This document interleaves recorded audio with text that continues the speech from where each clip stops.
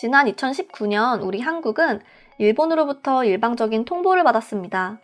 바로 일본의 화이트리스트에서 한국을 배제하겠다는 소식이었는데요. 한국은 이런 일본의 갑작스런 발언에 충격이 아닐 수 없었습니다.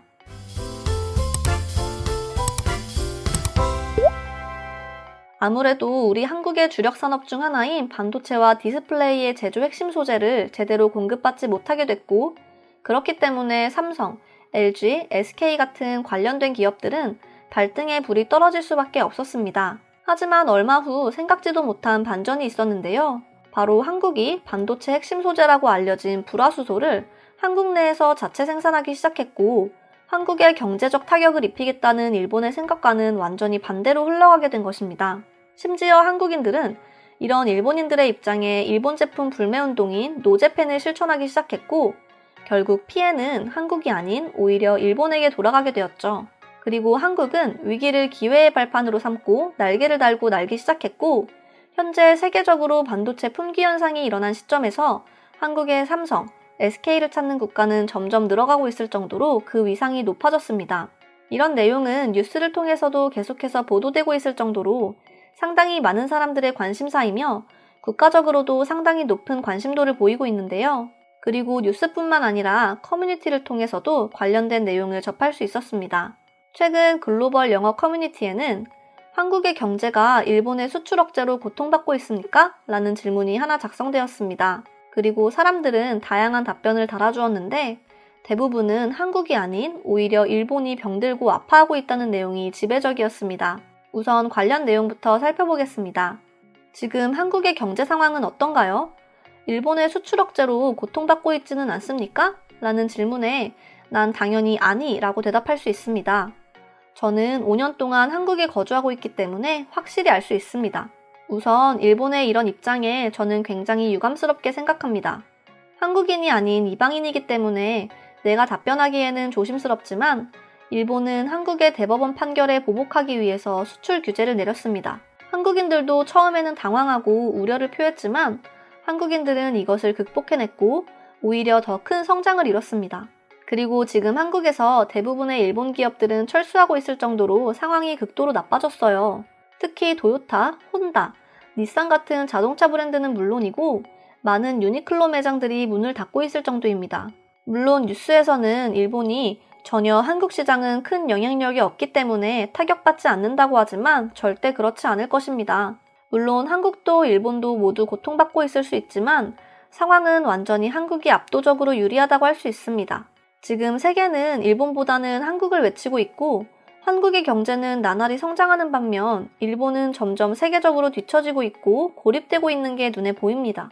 한 해외 네티즌들은 이런 답변을 내놓았고 꽤 많은 사람들은 해당 답변에 관심 갖기 시작했는데요. 오늘은 글을 본 해외 네티즌들의 다양한 반응 살펴보도록 하겠습니다.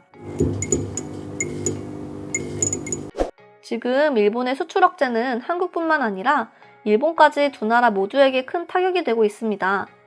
하지만 그 고통은 일본이 조금 더 크다고 할 수 있습니다. 수출 규제 처음 당시 일본이 대부분의 불화수소를 생산했고 한국의 기업들은 관련 기술이 없었기 때문에 신뢰할 수 있는 공급업체를 찾기 위해서 고군분투한 것이 사실입니다.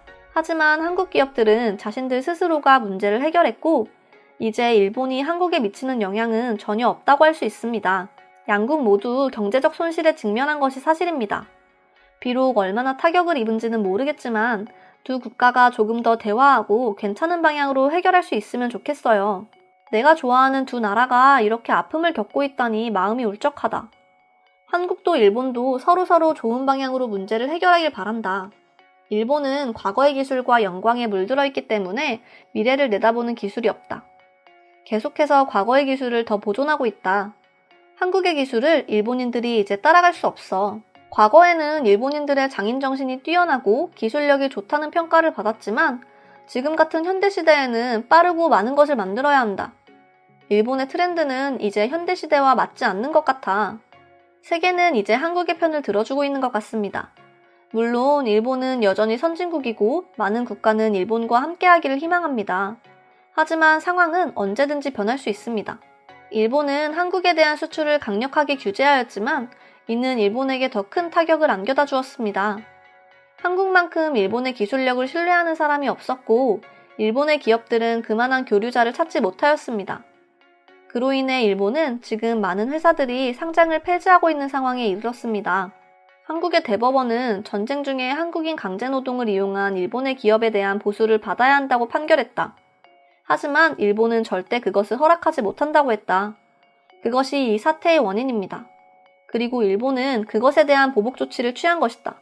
정말 치졸하다고 생각한다. 일본은 한국이 직접 회로 생산에 필요한 화학물질을 일본에서 더 이상 구매할 수 없다는 사실을 한국에 알렸다. 그렇다. 일본은 최악의 국면을 받아들일 준비를 해야 할 것이다. 아직까지도 일본인들은 한국보다 경제적 우위에 또 외교적 우위에 있다고 생각하는 것 자체가 잘못된 것이라고 생각합니다.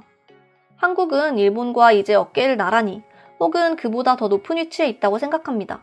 처음 일본은 한국인들이 자신들의 사업에 더 이상 필요 없기 때문에 사과를 하지 않고 일방적인 조치를 취한 것이라고 한다. 하지만 지금 와서 일본은 한국만큼 좋은 거래 대상자를 찾지 못했다. 이제 일본은 파국으로 치닫게 되지 않을까?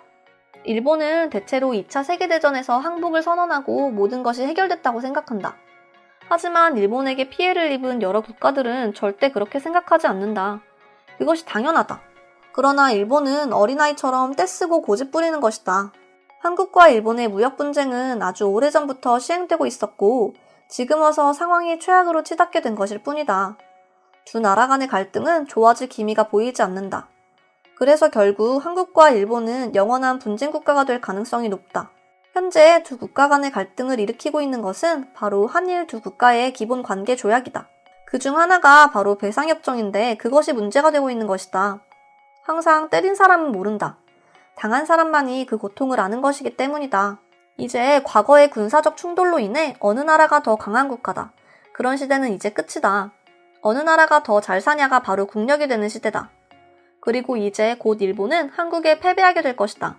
두 국가 간의 분쟁으로 인해서 오히려 한국에게는 좋은 기회가 됐다고 생각할 수 있습니다. 한국은 자체적인 기술력 증진을 하게 됐고 심지어 그것을 통해서 고용 창출을 이뤄냈죠. 일본은 한국에게는 기회를, 자신들에게는 아픔을 안겨다 준 꼴입니다.